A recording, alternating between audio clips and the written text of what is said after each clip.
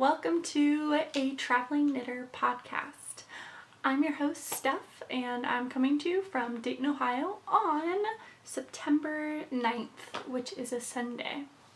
I currently have my window open, and we'll see how long that lasts before I feel weird, because anyone walking down the sidewalk can hear that I'm talking to myself. Just like right then. Yep. I wrote show notes. So we are organized today. What do you think of my shirt? It's Disneyland. I love this. I saw someone at Disneyland wearing it, and then I went to all the shops to find it. So I think it's so cute. Alright, all my information for the social medias should have been in the montage video clip thing at the beginning, but just in case, my name is Lula is Crazy on Ravelry and Goodreads, I think, if you would like to contact me there. Okay, so let's start with completed quests, because I actually have some. I have quite a few. And nothing, well, you'll see them. So for the first thing, this guy, I completed the blanket and I wove in the ends. So it is a completed blanket. So it's a baby blanket. I used up the entire 2 skeins of Loops and Thread Chameleon in the Orangesicle colorway. I love it because it doesn't really have any repeats. Looks awesome. So now I'm prepared in case anyone has a baby. I don't have to sweat about making a blanket. Now I'll probably end up starting the other blanket that I bought. I bought yarn. It's under there, I'm not going to grab it, but it's more neutrals. So maybe in a month I'll start that one. Or I'll start it sooner, who knows. But I'm not in any rush, but I'll feel so good once I have 2 blankets just kind of ready. So yeah, I crocheted that on a 4.5mm hook, and it looks like this. It's actually one that I got off of Amazon. It doesn't really have a brand. No, it doesn't. Those are just weird marks on the metal. There's no brand, and I think I got them for like 10 bucks, but I really like them. They're rubberized and they were really cheap. The other thing that one of the other things that I finished was this guy. So I had these wool or skeins of wool that I bought specifically for felting. I have a book on felted purses. I don't think I'm ever gonna make a felted purse, to be honest. I might have even given that book away already, but I wanted to try out making a felted bowl, and I wanted to make several felted bowls. So I made 3. This is the first one I made, and it's the only one that turned out. All the other ones, the bottom just was like this. It wasn't flat. Even though I like pulled and tried to shape it, nope. So this is the only one that came out pretty dang flat. And it was the first one I made. One of them is it's like basically a hat, so I kind of pushed it in, and it makes a bit of a bowl, but it has an indentation coming in. I have that in my bathroom just to like put stuff in because it's black and it kind of looks nice. This one I ended up using for my sewing scraps. So as I was sewing, I would just toss the scraps in here. I really like it. It's got a nice stripe effect to it. This was 1 50-gram skein of this yarn, which is Patons SWS, which stands for soy wool solids. I'm pretty sure it's discontinued. Like I said, I got it a long time ago. Like probably before I could drive. So the last two things I finished are sewing related. I made this bag right here with this zippable.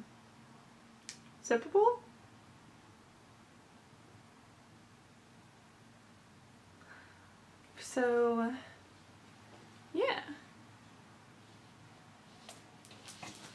So with this one, if this fabric looks familiar, I used this fabric for the Disney Princess bag I made, the really big one. And then this fabric is actually from Japan. So my friend brought me back two squares of fabric, and this is one of them. So I decided to make a bag out of it. Well, I'm going to make a bag out of the other one, but I started right away. And I decided to try out some fancy stitching on my sewing machine. I think I've said it before, but I like to be in focus. I like to make the same thing over and over and over until I'm really good at it, and then I progress. So like, I feel like I'm getting pretty dang good at making these bags. I'm like very almost the same here. I am almost dead on this side. And this is what the inside fabric looks like. So I've got the box corners. The inside fabric is actually the same as the bottom, just in this gray color, which I actually love. I love this. Like, this is such a good inside bag fabric color. So I have that guy, and then I made this one, which, so this one I messed up a little bit. Note how it's almost dead on this side, but not so much on this one, but pretty close still. So I cut the fabric and then realized that I cut them wrong, so then I had to make them skinnier. So it's kind of a long bag. It was supposed to be wider, but like I said, I messed up. So then I had to make everything skinnier. I also kind of messed up right here with the ironing. I ironed the interfacing on, and now there's a fold, which you can't get out because it's the interfacing, but whatever. And I also did two little zipper pulls for this one, the little dog print, and then these I just thought were some really pretty natural stones. So I thought they played nice. Okay, why do you... Whatever. I thought they looked nice with the teal on the bottom. And then the zipper is this cool pastel purple, like pastel mint, and then the inside is just white with silver polka dots. I thought this one turned out adorable. So for the fabrics, I basically used fat quarters. So you can only really get one bag out of a fat quarter and then maybe like a small coin purse thing, but I'm enjoying it. It's fun to kind of pick out fat quarters that look nice together. So those are my two new project bags. Can't wait to start using them.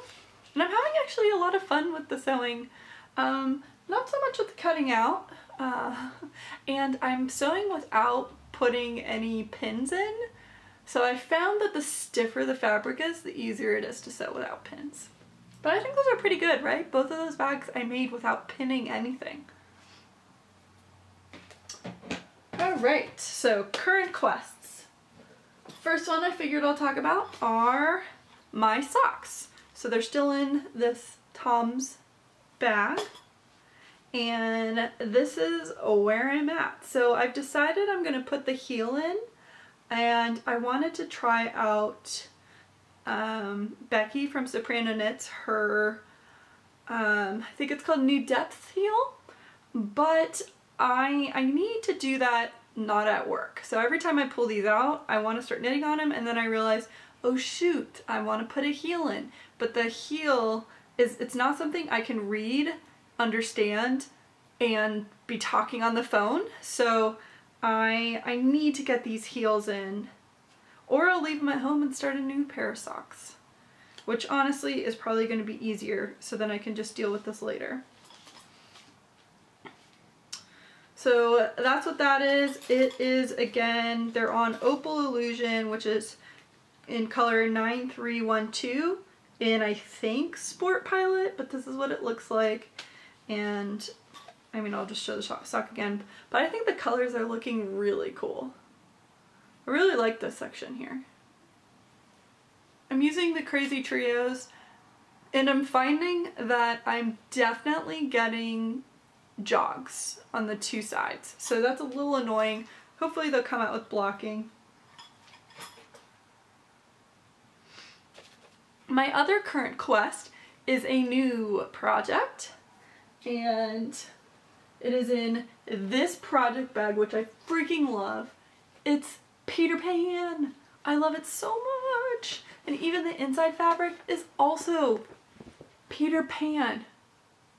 I need to know. I need to see where this fabric is from, because I love it. The bag is Daisy Girl & Company. I got it at Stitches Midwest.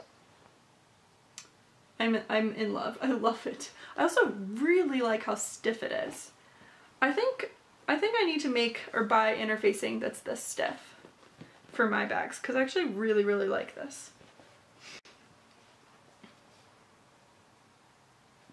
So I am, and I've talked about this before, but I am making Willow out of Plain and Simple by Pam Allen for Quince&Co. So this is what the book looks like. And Willow, I'll just find a picture. Okay, this is Willow. So it's very simple with just some, I guess, Guernsey stitching up here. Now, the yarn that I'm using is Vista, which is 50% superfine alpaca, 50% wool, in the Mountaintop, which is Mountaintop by Classic Elite Yarns. And the yarn caked up looks like that. So it's an undyed natural yarn in a nice gray color. And this is what I have so far. Da-da-da. I'm working on the ribbing. So you start bottom and work your way up. I cast this on, and then I was knitting on this in the car on my way down to Cincinnati on Friday for a night out. So I have 10 skeins of yarn, and one skein is about 100 yards. And what this pattern calls for, Willow, is Owl by Quince&Co, which is 50% wool, 50% alpaca, but it's 120 yards. And so the finished measurements for the bust, you have 36.5 is the smallest. Now they say that you're gonna want, well, they don't tell you how much positive ease you're gonna want, but the model is a 32-inch bust. She's 5'10", and she has 16.5 inches of positive ease. Now, I am also 32-inch bust, but I'm not 5'10", I am 5'7". So they're basically, I should knit what the model is wearing, which is the 48.5-inch bust. Now, the only problem with that is the 48.5-inch bust took 10 skeins of Owl, which is 1,200 yards. I only have 1,000 yards. So I am knitting one size down, which is the 42.5 inch bust, which, I mean, it's still 10.5 inches of positive ease. Like, that's still enough, right? I'm hoping. I'm hoping that's going to be okay, but I don't have enough yarn to do it. Now, I kind of wish it wasn't bottom up because I'm already going to be struggling with the yarn, and I want to make the body just a smidge longer. Now I know that's the design, so I showed you a picture of it already, but let me show you this other picture. So clearly she's got a white shirt on underneath and it's a little bit longer, but right here, that's her sweater. So it's pretty short. Yeah. We'll see. I'm liking it so far in the, what, 2 rounds that I've knit. And I'm also I'm falling in love with this book. And I think I might just have to buy this book. I think I saw it on Amazon for less than $20. Yeah, so I think maybe I'll have to get it because that's not the only thing I want to make in here. There are a couple other patterns that I want to try out, and I would love to use Owl from Quince&Co to make it, but we'll see. So that is my other quest, and so I have it in that skein, or in that project bag, and then the other cakes I have in here. For On the Horizon, which is the next section, I feel like I'm breezing through the sections today. Oh, sorry if I just moved the camera. Gotta grab skeins of yarn. I'm actually quite liking having my table, or a table. I actually have 2 folding tables. Having this folding table here, which I used for sewing, made sewing really nice. But I actually kind of like having it here because I could place all my stuff and instead of having it on the floor. So the next thing the thing that's on the horizon is a shawl by Lisa Mutch called Asunder. I'll probably put in a pic if I remember.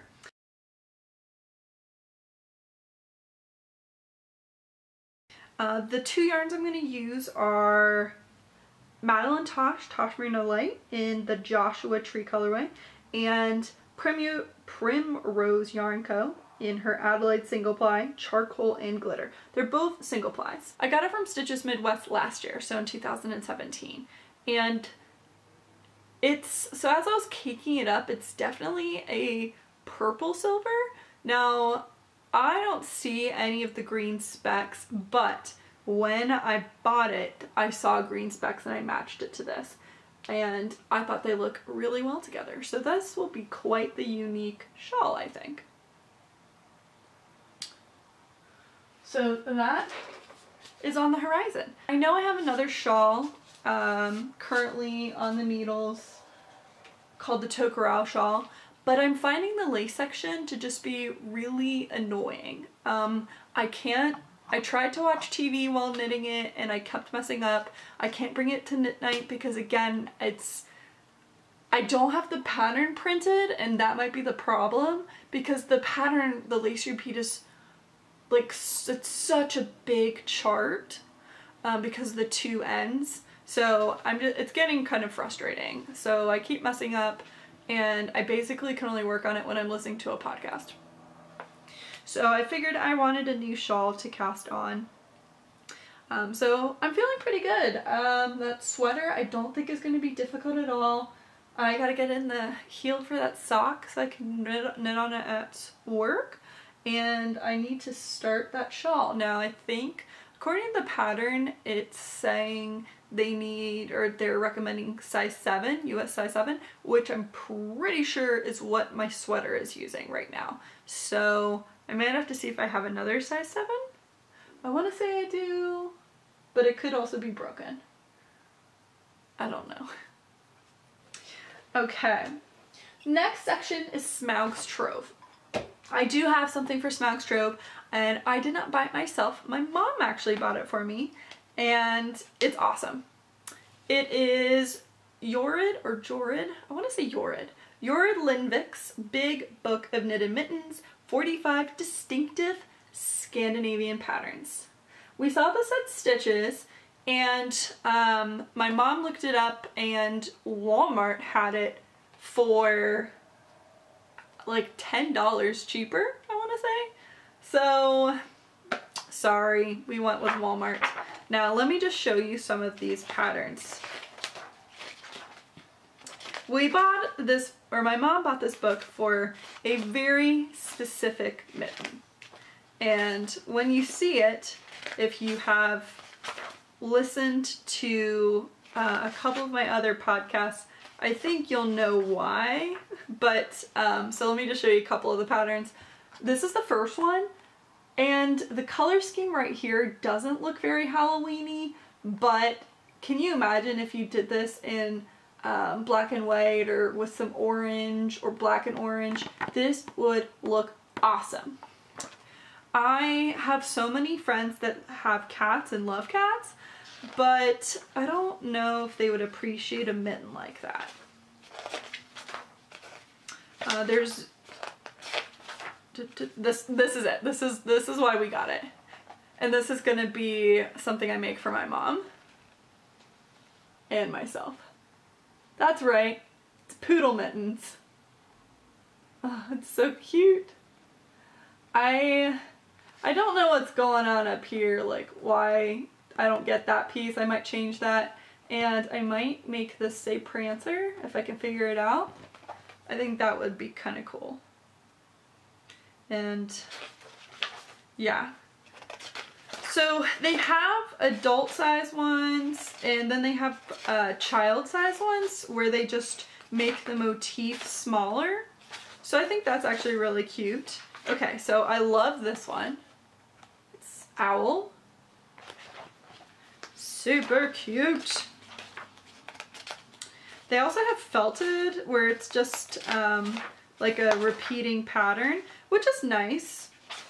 So you can, you know, I don't know, practice with that. Or if you don't know if someone's gonna like an animal design. Okay, so I love this one. So this is for smaller children, so you can see it's definitely smaller mitten. It's so adorable. And so this is an adult version of the fox, and then you have a child's version of the fox. And I think the colors they chose is awesome. And this one's pretty cool. It's moose, and then there's some dogs, I guess, hunting. I kind of don't get the dogs, but I like the back of the mitten. Like, I would like that just on a mitten. Oh, the squirrel is adorable.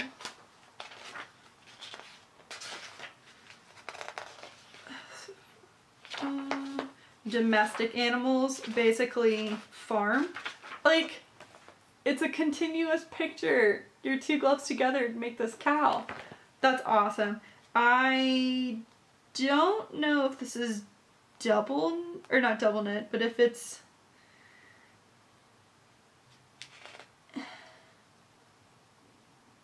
Okay, yeah, so you stitch on the other colors, which, ugh, I hate doing that. Oh my gosh, the sheep one, again, so awesome. I'm not going to show you every single one. The giraffe is actually really cool. And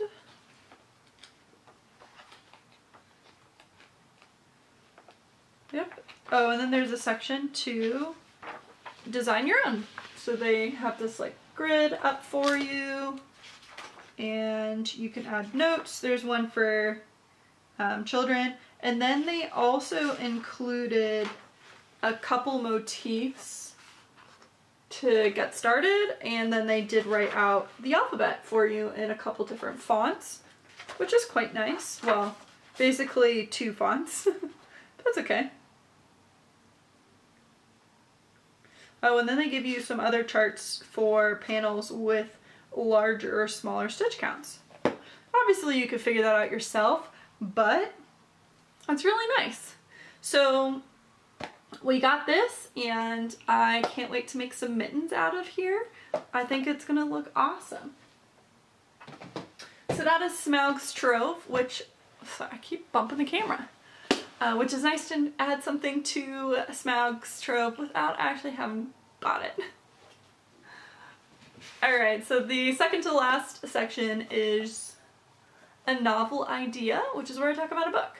And hopefully I haven't talked about this book before, but if you know what this is, it's a giveaway right there just by looking at the cover. But this is Perks of Being a Wallflower by Stephen Chbosky. And this was made into a movie with Emma Watson, but if you haven't read the book is amazing. And you can see there's not a lot of pages. It's very quick and easy to read because it's in letter format.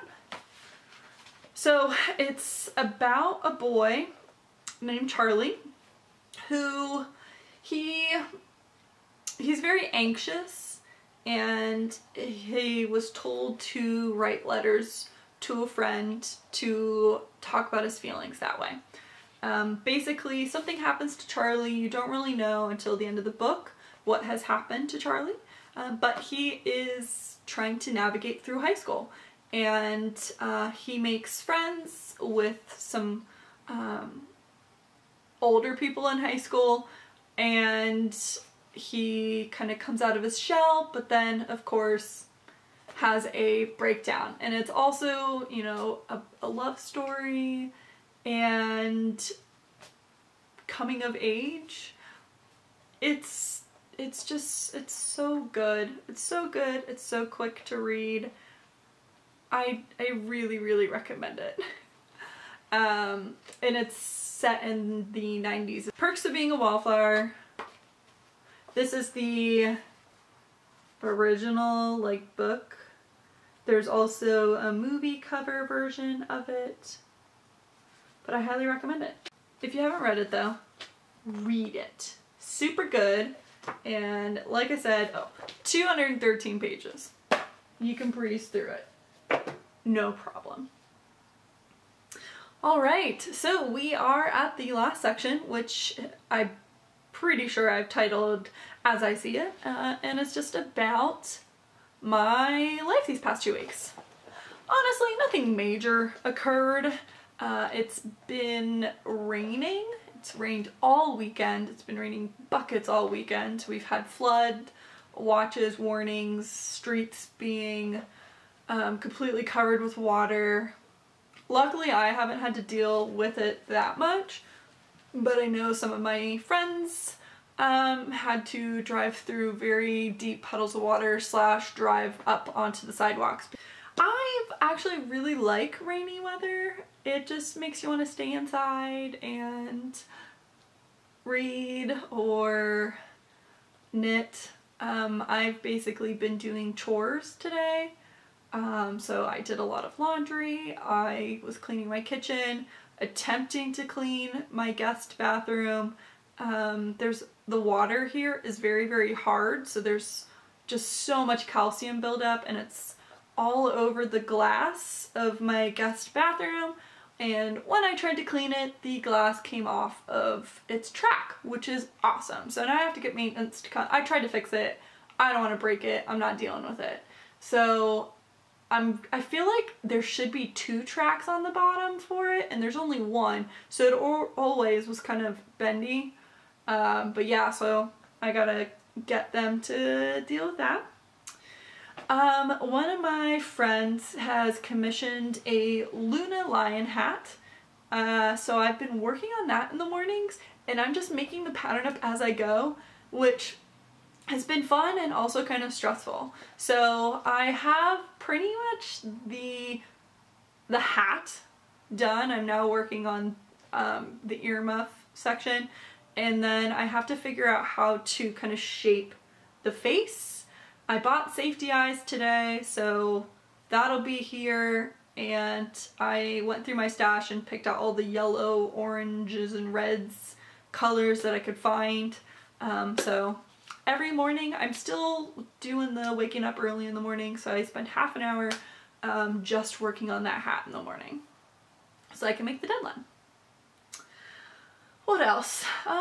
Fall is basically starting, especially this weekend. It's been cold, and with fall, I really like the Blue Apron recipes that appear. I have had Blue Apron for about a year now, and I definitely slowed down in the summer. I was just traveling too much. I wasn't home on the weekends, which is a lot of times when I make meals, and none of the meals were really jumping out at me. This time when I looked in the app, I'm getting, out of the next 5 weeks, I'm getting 4 of them, and I'm excited for all the meals. So pretty pumped. I need to go to Costco and buy the Blue Apron gift cards because they're cheaper, because I think you save like $10 or $20 and then just load them into my own account. So if you haven't tried Blue Apron, I'd recommend it. So as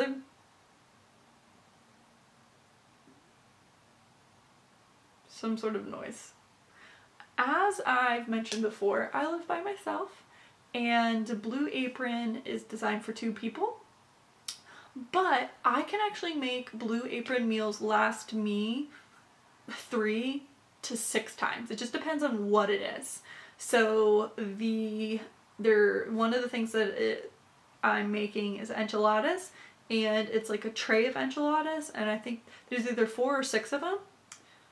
If there's 6, that is 6 meals for me. I don't eat more than 1 of those enchiladas. If it's 4, clearly 4 meals. So I think that's really cool. It is $60 per box, full price, but like I said, it's at least 6 meals for me. So that's at least, it's $10 at the most per meal, but I can make them last longer, and it cuts down on me going to the grocery store and buying worthless stuff, and everything's already there organized for me. And a lot of these meals I can actually make and bring for lunch, which is awesome. Yeah, so I recommend checking them out. Last thing I want to talk about is what I did last weekend, which is go to Jungle Gyms and CC's. I love CC's. Cheap pizza, buffet, macaroni and cheese. I love their macaroni and cheese pizza. I love their Alfredo pizza. Basically, I like the pizza that does not have marinara sauce on it. I don't like marinara sauce. I would prefer pesto, Alfredo, white, that kind of pizza. So, love CC's. There really aren't that many in Ohio. There's none in Columbus. There's 1 in Dayton, and then there's 3 in Cincinnati. So we went down to Cincinnati because of Jungle Gyms. And if you haven't heard of Jungle Gyms, it is a giant international grocery store. And it's not just groceries. So we did that.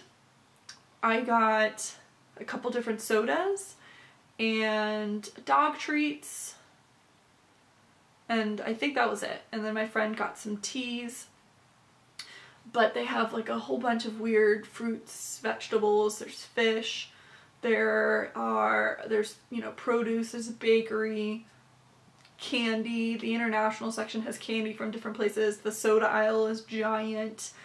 There's a very large like beer section. So it's definitely pretty cool. It's about 45 minutes away from my place now, maybe even a little more.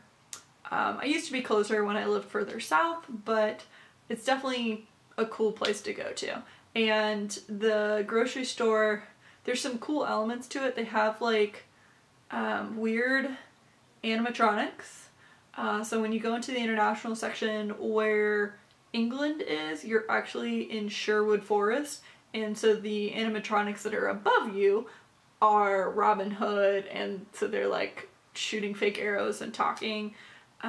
There is outside, there's the old Kings Island monorail Jungle Gym bought. It doesn't go anywhere, it just It's just there. So that's kind of funny. If you don't know what Kings Island is, it is an amusement park that is outside of Cincinnati, Menor? Because it's not, yeah, I mean, you could say it's outside of Cincinnati. So yeah, not much has been going on, and I mean, I've been really busy doing things, but nothing I feel like that you're gonna care about. I ran a 5K today in the rain. Yay! Yay for being healthy! Alright, thanks for sitting down or whatever you're doing while you listen or watch me talk about knitting and craftiness and stuff like that. And I will see you guys in the next podcast. Bye!